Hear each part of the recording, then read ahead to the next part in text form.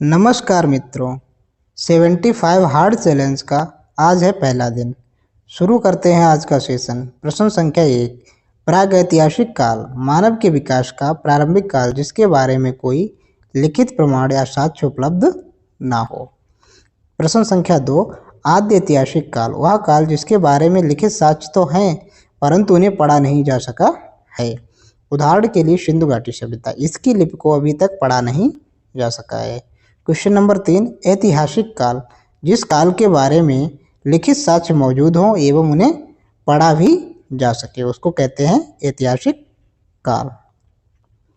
Question number 4, मानव सभ्यता के विकास की प्रथम अवस्था कौन सी थी? तो ये थी शिकार अवस्था। क्वेश्चन नंबर 5, पुरापाषाण काल के मनुष्य संभवतः किस जाति के थे? तो ये थे निग्रेटो जाति के। प्रश्न संख्या 6, मानव ने सर्वप्रथम किस जानवर को और कब पालतू बनाया था? तो कुत्ते को मध्यपाषाण काल में सर्वप्रथम पालतू बनाया था। क्वेश्चन नंबर 7, भारत में पाषाणकालीन सभ्यता का अनुसंधान सर्वप्रथम रॉबर्ट ब्रूसफुट ने 1863 ईस्वी में आरंभ किया था।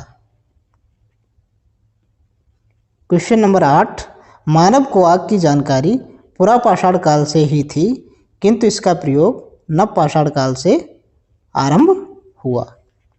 प्रश्न संख्या 9, सिंधु घाटी सभ्यता किस काल की सभ्यता है? तो ये आद्य ऐतिहासिक काल की सभ्यता है। प्रश्न संख्या 10, सिंधु घाटी सभ्यता किस युग की सभ्यता है? तो ये है कांस्य युग की सभ्यता।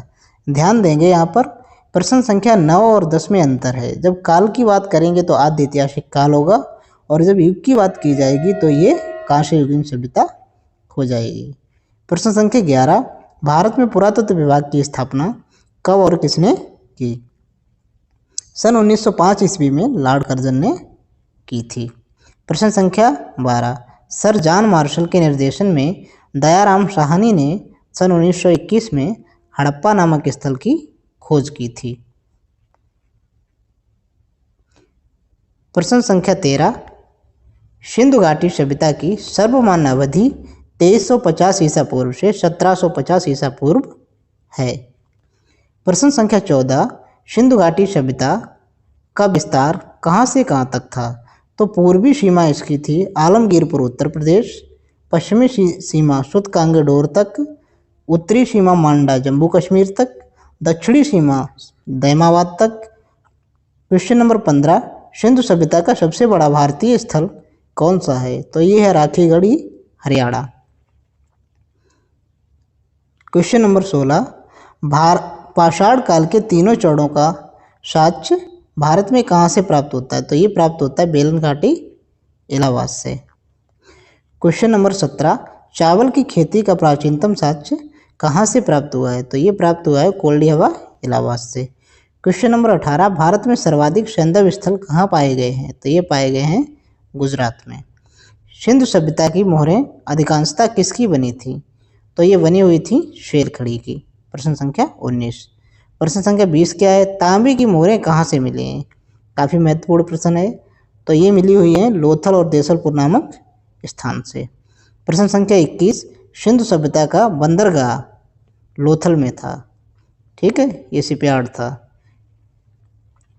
क्वेश्चन नंबर 22, सरस्वती नदी के तट पर स्थित हड़प्पा स्थल कौन सा था? तो ये था बड़ावली। आशा करते हैं आप लोगों को सेशन पसंद आया होगा। तो आप सभी लोग शेयर, सब्सक्राइब और लाइक करें ताकि इंप्रेशन और लोगों तक पहुंच सके।